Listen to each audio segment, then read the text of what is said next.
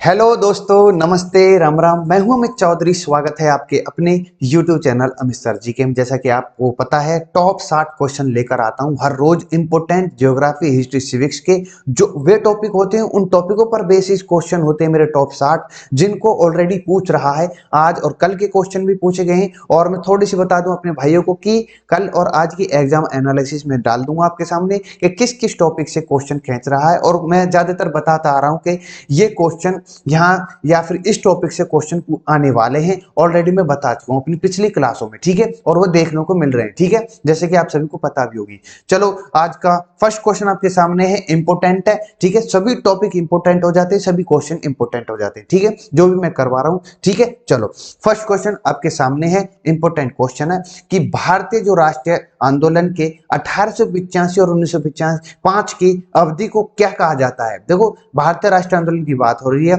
1885 से लेकर के 1905 की अवधि की जो कार्यकाल था या फिर जो समय था, उसको क्या कहा जाता है। उदारीवादी चरण कहा जाता है, उग्रवादी चरण कहा जाता है, या फिर गांधी युग कहा जाता है। इनमें से कोई नहीं। तो आप सभी को पता होगी 1885 से लेकर 1905 के बीच में इसको उदारीवादी चरण कहा जाता है। नरम पंथी कहा जाता है। नरम दल के समय का इस कार्यकाल को कहा जाता है 1885 से 1905 को। आप सबको मैं ऑलरेडी लेकर आया हूं, मैंने स्लाइड में दे रखे हैं कि उदारवादी जिसको नरम दल के राष्ट्रवादी नेता जो प्रमुख थे उनके दादा भाई नौरोजी, महादेव गोविंद रनाडे जी, फिरोज शाह मेहता, ये कई बार ऑप्शन में क्रम वाइज डाल देता है। और सुरेंद्र नाथ बनर्जी, दिनशा वाचा, वयमस चंद्र बनर्जी, गोपाल कृष्ण गोखले, मदन मोहन मालवीय जी, ये सभी के सभी उदारवादी नेता हैं, नरम दल के नेता थे। उसके बाद का जो समय होता है, जो 1905 के बाद 1915 आई थिंक उग्रवादी राष्ट्रवादी या फिर उग्रवादी समय या फिर इसको उग्रवादी चरण कह लो, गरम दल के नेताओं को कह लो, जिसमें लाल बाल पाल के नाम से जाना जाता है ये ग्रुप, ये दल, ठीक है। इंपोर्टेंट है गरम दल, ठीक है। तो आपसे पूछ सकते हैं गरम दल नेता इनमें से कौन से हैं या फिर कौन से नहीं, इस प्रकार से क्वेश्चन कर सकता है सुमेलित करके। तो लाला लाजपत राय जी, बाल गंगाधर तिलक जी, विपिन चंद्र पाल, ये सभी उग्रवादी राष्ट्रवादी नेताओं में से प्रमुख थे, गरम दल के नेता थे, ठीक है मेरे भैया। चलो, नेक्स्ट क्वेश्चन पर चलते हैं। भारतीय इतिहास में वर्ष 1885 ईस्वी प्रसिद्ध है किस लिए। भारतीय राष्ट्रीय कांग्रेस की स्थापना के कारण, भारतीय राष्ट्रीय कांग्रेस के पतन के कारण, प्लासी के युद्ध, या फिर बक्सर के युद्ध के कारण। तो यहाँ आप सभी को पता होगा 1885 के अंतर्गत भारतीय राष्ट्रीय कांग्रेस की स्थापना हुई थी। इसकी पहली बैठक, जो कि आप सभी को पता होगी, बम्बई में हुई थी। मैं ऑलरेडी लेकर आया हूं कि कौन सी बैठक जो कि मोस्ट इंपोर्टेंट है, सभी की सभी अधिवेशन जो हुए बैठकें हुई हैं। पहली 1885 में हुई, बम्बई में हुई, जो कि वर्तमान में मुंबई कहा जाता है। व्योम चंद्र बनर्जी इसके अध्यक्ष थे। इंपोर्टेंट क्वेश्चन है और सभी के सभी इंपोर्टेंट है जो मैंने दे रखी है आप सभी को, ठीक है। यहां तक कि मैं 30 तक सन 1914 तक की अधिवेशन आपके सामने लेकर आया हूं। इंपोर्टेंट है ऑलरेडी, जो और भी अधिवेशन थे और भी बैठकें थी मैं पहले बता चुका हूं, ठीक है। आप पढ़ लेना, इंपोर्टेंट है सभी की सभी चीजें। नेक्स्ट क्वेश्चन आपके सामने है, आधुनिक भारतीय इतिहास में गोकुलदास तेजपाल संस्कृत महाविद्यालय क्यों प्रसिद्ध है। देखो, इंपोर्टेंट क्वेश्चन, अगर प्रॉपर तरीके से केयरफुली क्वेश्चन को पढ़ोगे, गौर से पढ़ोगे, तो आप क्वेश्चन का आंसर, क्वेश्चन में आंसर जांच लोगे, ठीक है। भारतीय राष्ट्रीय कांग्रेस का प्रथम अधिवेशन ही हुआ था। सुरेंद्र नाथ बनर्जी और दादा भाई नौरोजी इसके छात्र रहे थे, या फिर ए ओ ह्यूम इसके प्राचार्य थे, इनमें से कोई नहीं। तो राय जो मोस्ट इंपोर्टेंट जो लग रहा है हमें क्वेश्चन से रिलेटेड, भारतीय राष्ट्रीय कांग्रेस का प्रथम अधिवेशन यही हुआ था, इसलिए ये प्रसिद्ध है, ठीक है। तो ये यहाँ पर राइट आंसर हो जाता है। नेक्स्ट क्वेश्चन पर चलते हैं। 1805 से 1905 के काल में भारतीय राष्ट्रीय आंदोलन में उदारवादी नेताओं का प्रभुत्व था। उनके आंदोलन का मुख्य ढंग क्या था। प्रतिभागी राष्ट्रवादी, संवैधानिक आंदोलन, सैद्धांतिक प्रजातंत्रीकरण, या इनमें से कोई नहीं। तो राइट आंसर हो जाता है मेरे भाई बी, संवैधानिक आंदोलन। संविधान को लेकर के चल रहे थे वो, ठीक है, जिनको नरम दल का या फिर नरम दल कहा जाता था। इंपोर्टेंट क्वेश्चन है, संवैधानिक आंदोलन यहाँ पर राइट आंसर हो जाता है। ये पूछ सकता है आपसे क्वेश्चन को, ठीक है। नेक्स्ट क्वेश्चन, भारतीय राष्ट्रीय कांग्रेस की पहली बैठक किस शहर में हुई थी। कलकत्ता, बॉम्बे, अहमदाबाद, इलाहाबाद। अभी मैंने बताया था, आप सभी को पता होगी 1885 में बॉम्बे में पहली बैठक हुई थी भारतीय राष्ट्रीय कांग्रेस की। नेक्स्ट क्वेश्चन आपके सामने है, निम्नलिखित कांग्रेसी नेताओं में से किसको भारत का महान वृद्ध व्यक्ति या फिर grand old man of India कहा जाता है? महात्मा गांधी जी को, बाल गंगाधर तिलक जी को, दादा भाई नौरोजी को, मदन मोहन मालवीय को? इंपोर्टेंट क्वेश्चन है, तो यहाँ पर सी राइट आंसर हो जाता है। आपसे भी ये भी पूछ सकता है कि कौन सी भारतीय राष्ट्रीय कांग्रेस के अंतर्गत दादा भाई नौरोजी अध्यक्ष रहे थे? तो दूसरी थी।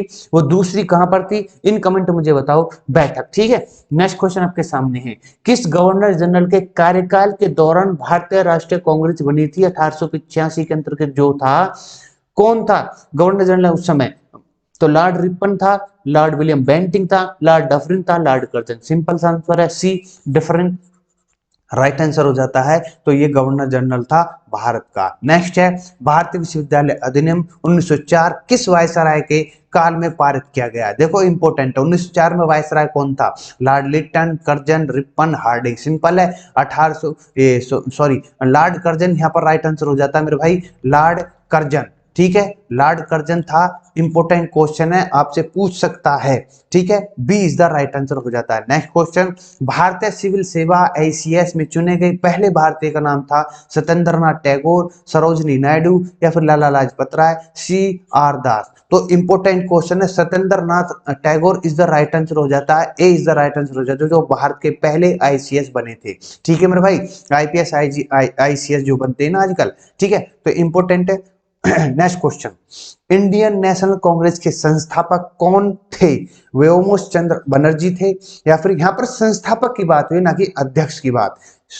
अगर केयरफुली क्वेश्चन को पढ़ोगे तो आंसर तुरंत आ जाएगा, माइकल ह्यूम या फिर Allan Octavian Hume, Mahatma Gandhi. C is the right answer हो जाता है, कभी माइकल ह्यूम लगाया हो। ठीक है, एलन ऑक्टेवियन ह्यूमन जो कि संस्थापक रहे हैं इंडियन नेशनल कांग्रेस की। ठीक है, नेक्स्ट, हर्मिट ऑफ शिमला किसे कहा जाता है? जॉर्ज यूल को, विलियम वेडरबर्न को, ए ह्यूम को, रविंद्रनाथ टैगोर को? सी इज द राइट आंसर हो जाता है, सी यहाँ पर हर्मिट ऑफ शिमला। ये अधिवेशन था, एक बैठक हुई थी, उसके ही इनको नाम से जाना जाता है, ए ह्यूम को। ठीक है मेरे भैया, चलो।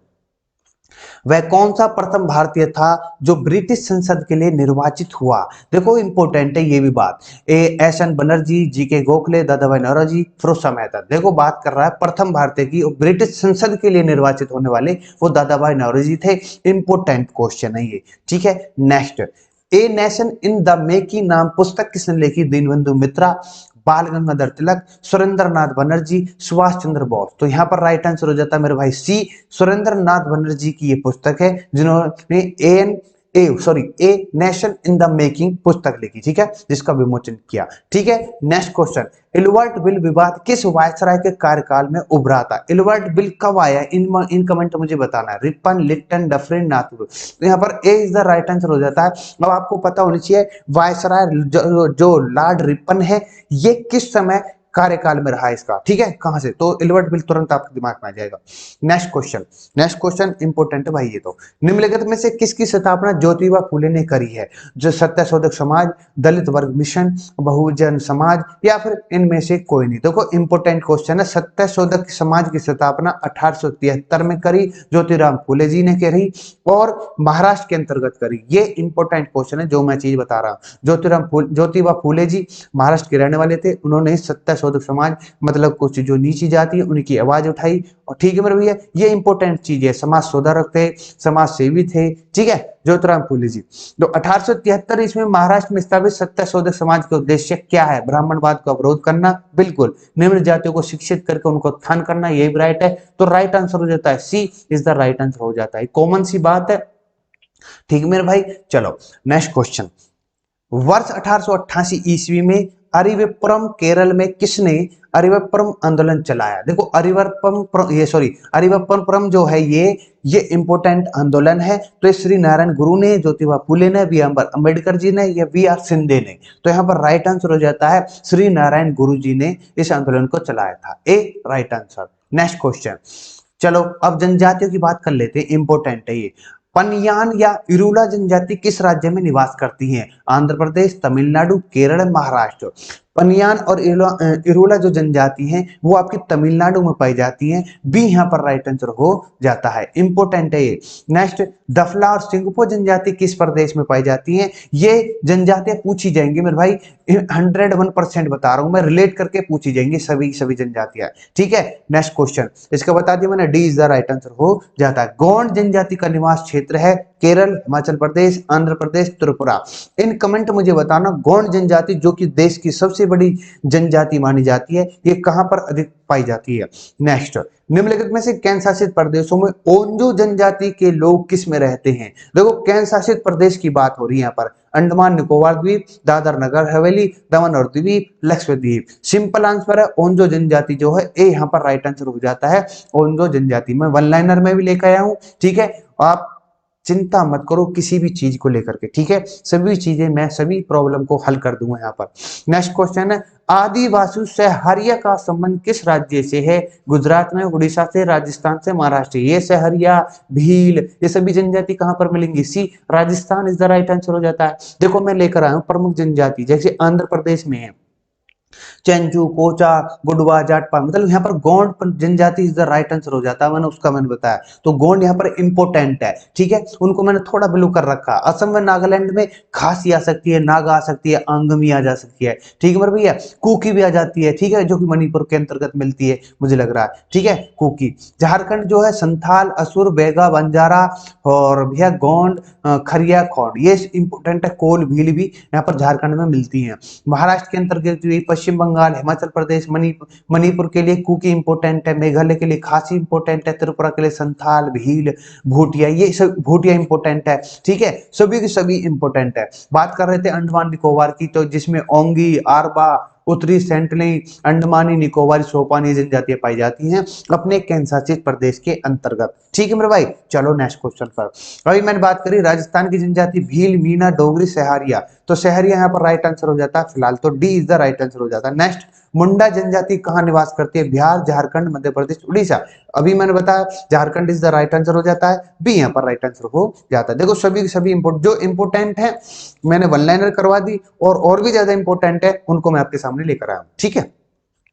भारत का सबसे बड़ा जनजातीय समूह है गोंड का, इंपोर्टेंट है ये चीज भी। नेक्स्ट, निम्नलिखित में से कौन सी जनजाति मौसमी प्रवास से संबंधित है? थारू, भोटिया, जौनासरी, भोक्शा। आप सभी को पता होगी जो मौसमी प्रवास है, मतलब कि जो हर मौसम के प्रति बदलते रहते हैं अपने स्थानों को, स्थल को, अपनी गाय या भेड़ बकरी जो होती है मौसम के अनुसार चराने लेकर जाते हैं, ठीक है। आप सभी को इस चीज के बारे में ऑलरेडी मैं बता चुका हूं। तो वो भूटिया या भोटिया जो जनजाति होती है, जो कि उत्तराखंड के अंतर्गत मिलती है, हिमाचल प्रदेश के कुछ हिस्सों में मिलती है, तो इंपोर्टेंट है, ठीक है, पहाड़ी इलाकों में। नेक्स्ट क्वेश्चन आता है संविधान और सिविक्स के ऊपर, ठीक है। देखो इंपोर्टेंट चीजें हैं, किसी चीज को भी आपको इग्नोर नहीं करना है। आज मैं जो टॉपिक लेकर आया हूं संविधान से रिलेटेड, नागरिकता से कुछ क्वेश्चन देखने को मिल रहे हैं। तो भारतीय संविधान के किन अनुच्छेदों में नागरिकता संबंधी प्रावधान किए गए हैं? अनुच्छेद 1 से 4, 5 से 11, 12 से 5, 36 से 51। तो सभी को पता होगी भाग 2 को नागरिकता दी गई भाग 2 में, ठीक है, जो अनुच्छेद 5 से 11 है, तो यहाँ पर राइट आंसर हो जाता है मेरे भाई बी। नेक्स्ट क्वेश्चन आपके सामने है, भारतीय संविधान निम्नलिखित में से कौन सी नागरिकता प्रदान करता है? एकल नागरिकता, दोहरी नागरिकता, उपरोक्त दोनों इनमें से कोई नहीं। आप सभी को पता होगी ब्रिटिश से लिया गया है, एकल नागरिकता है, A is the right answer हो जाता है। दोहरी नागरिकता जो है अमेरिका के अंतर्गत मिलती है, आप सभी को इसके बारे में ऑलरेडी मैं बता चुका हूं। चलो नेक्स्ट क्वेश्चन। अच्छा, किस अनुच्छेद के तहत संसद को नागरिकता के संबंध में कानून बनाने का अधिकार प्रदान होता है? आप सभी को पता होगी 5 से 11 तक है नागरिकता, ठीक है, अनुच्छेद के, ठीक है, अनुच्छेद जो है नागरिकता के जो है 5 से 11 तक दिए गए हैं, भाग 2 के अंतर्गत हैं। तो ये बात कर रहा है संसद को नागरिकता के संबंध में कानून बनाने का अधिकार। अनुच्छेद 5 गलत है, अनुच्छेद 9 भी गलत है, 10 भी गलत है, 11 यहाँ पर राइट आंसर हो जाता है डी। जैसे कि मैं लेकर आया हूं कि अनुच्छेद 5 में संविधान के प्रारंभ पर नागरिकता की बात हुई है, अनुच्छेद 6 में भारत आने वाले व्यक्तियों को नागरिकता दी गई है, मतलब पाकिस्तान से जो आया है, बाहर से जो आया है, वो उसके लिए अनुच्छेद 6 में जगह दी गई है। और अनुच्छेद 7 में पाकिस्तान जाने वाले नागरिकता को लेकर के बात कही गई है। अनुच्छेद 8 में भारत के बाहर रहने वाले व्यक्तियों को नागरिकता देना है, ठीक है, जो भारत से बिलोंग करते हैं और भारत को चाहते हैं उनके लिए अनुच्छेद 8 में बात है। अनुच्छेद 9 में विदेशी राज्य की नागरिकता लेने पर नागरिकता का न होना अनुच्छेद 9 में है। ठीक है, जैसे कि कोई भारत का है और विदेश चला गया, वहां की नागरिकता उसने एक्सेप्ट कर लिया तो कैंसिल करना अनुच्छेद 9 के अंतर्गत आता है। नागरिकता के अधिकार का बना रहना अनुच्छेद 10 की बात है। तो नागरिकता का बना रहने का मतलब है कोई बाहर विदेश में गया है और 7 साल से बाद, मतलब 7 साल होने वाले हैं और भारत में फिर आएगा, फिर यहाँ से वीजा वगैरह कुछ लेकर जाएगा, फिर जिससे द्वारा वहां रहने लगेगा, तो नागरिकता का अधिकारों को बना रहना अनुच्छेद 10 में है। नेक्स्ट जो अभी मैंने क्वेश्चन करा है अनुच्छेद 11 है, संसद द्वारा नागरिकता के लिए कानून का विनियमन, ये इंपॉर्टेंट है। ठीक है, चलो। अच्छा, भारतीय नागरिकता नहीं प्राप्त की जा सकती है जन्म द्वारा, बिल्कुल करी जा सकती है, देशीकरण से भी करी जा सकती है किसी, जैसे कि आपका कोई लेडीज है और बाहर विदेशी पुरुष से शादी कर रही है तो उससे रिलेटेड देशीकरण हो जाता है। किसी भूभाग को सम्मेलन करना, किसी भूभाग को, जैसे सिक्किम को जीता था तो उसके मतलब 1935 में संविधान संशोधन के तहत, आप सभी को पता होगी, सिक्किम को ऐड किया गया था। ठीक है, तो उसकी जो नागरिकता दी गई तो वो भूभाग जो शामिल करा गया था अपने भारत के अंतर्गत, उन सभी नागरिकों को ये नागरिकता दी गई थी। ठीक है, तो इंपोर्टेंट है भूभाग को सम्मेलन द्वारा, ये इसका कहना मतलब यही है। भारतीय बैंक में धन जमा करके नहीं प्राप्त होती, ये इंपोर्टेंट। ठीक है, तो यहाँ पर D is the right answer हो जाता है। नेक्स्ट क्वेश्चन मैं सभी को बता चुका हूं आपको। ठीक है, जो भी क्वेश्चन आपके माइंड में कुछ भी क्रिएट होता है इन कमेंट से पूछ सकता है। देशीकरण का मैं बता चुका हूं, देशीकरण द्वारा नागरिकता प्राप्त करना, माता पिता की नागरिकता गलत है, भाई बहनों की नागरिकता गलत है, विदेशी पुरुष से विवाह करना इज द राइट आंसर हो जाता है। नेक्स्ट क्वेश्चन, नागरिक बनने की निम्नलिखित शर्तों में एक आवश्यक शर्त क्या है? देखो, नागरिक बनने में निम्नलिखित शर्तों में आवश्यकता, राज्य की सदस्यता होनी जरूरी है, उच्च परिवार की सदस्यता गलत है, उच्च जाति की भी गलत है, किसी धर्म से संबंधित ये भी गलत है, राज्य की सदस्यता होना जरूरी है, इंपोर्टेंट है, आवश्यक शर्त तो यही है, A is the right answer.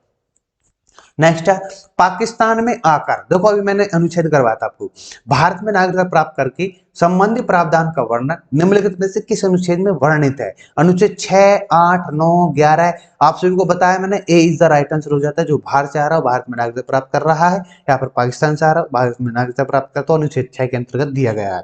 ठीक है, नेक्स्ट, नागरिकता के लोप होने का एक नियम है, परिवार में बिछड़ जाने पर, गलत है, देशद्रोह का अपराध सिद्ध होने पर, यह भी गलत है, भ्रमण के लिए विदेशी जाने पर, या शिक्षा के लिए विदेश जाने पर। देखो, नागरिकता के लोप होने का एक नियम है, देशद्रोह का अपराध सिद्ध होना, या फिर भ्रमण के लिए विदेश जाने पर, या फिर शिक्षा के लिए विदेश जाने पर, परिवार से बिछड़ जाने पर। तो यहाँ पर राइट आंसर हो जाता है डी, ये B, B is the right answer हो जाता है, और सभी तो नहीं है इससे रिलेटेड। ठीक है, तो यहाँ पर जो लोप की बात की गई है तो देशद्रोह का अपराध सिद्ध होने पर नागरिकता के लोप होने का एक नियम है। ठीक है, नेक्स्ट क्वेश्चन चलो। एक व्यक्ति नागरिकता के आधार अधिकार कैसे खो सकता है? एक कारण हो सकता है इनमें से, एक व्यक्ति अपनी नागरिकता, जो उसकी नागरिकता है उसके अधिकार को खो सकता है, कैसे? एक व्यक्ति किसी दूसरे देश में 2 महीने के लिए चला जाता है, बिल्कुल गलत है, ये तो नहीं।